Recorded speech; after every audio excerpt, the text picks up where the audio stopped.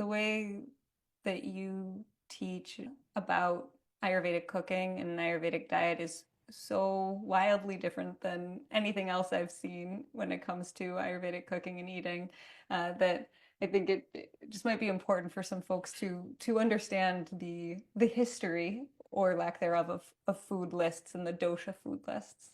Hmm. Yeah, so the food lists were made in the US because of trying to find a way for Western minds to understand Ayurveda at all. So I can understand that initial intention. The problem is that then all the teaching started going right into that compartmentalized approach. And so in that process, that became the focus. And it's the same thing with what's my body type. Mm-hmm. And when we're talking about your constitution, your prakriti, it's called, we're not talking about your body type.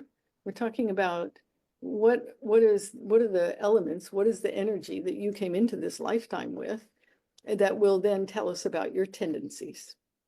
That's it. It's not a rigid thing, and any of us can go out of balance in anywhere. So, at any time. There's to understand that constitution, but it's not what's telling me necessarily what to do every day, because I have so many factors. I have my environment and my time of life and all that. So these food lists came about just for that reason. And I don't think they're that useful. We use them some because people want them. But we always say that this is not comprehensive. There's all kinds of food all over the planet, and we need to learn to take a look at the qualities and how it affects you, and then to understand, is this something that is good for me or not? Yeah. But what we find today is that it's interesting. You go around the world, there isn't, unfortunately, that much variation in the food that's available. And so we look at what are you able to digest or not, and then why? Because most things, are if people are eating them generally, they can be fairly digestible if your agni, your digestive capacity, is strong enough. But then there are going to be those things that you're like, this is not something I really care for much in my diet, and that would be a result of your constitution and your preferences.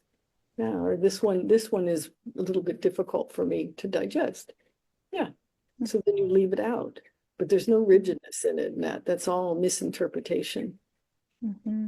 So we get to be in a place where rather than the vata walks in the room and has a completely different diet than the pitta, and I'm simplifying, but that's not what's necessary. Actually, there's a lot more overlap, and that Absolutely, because it's a yeah. holistic system. And so we need to treat the whole system. And if I'm just focusing on one dosha, I'm going to cause some imbalance elsewhere.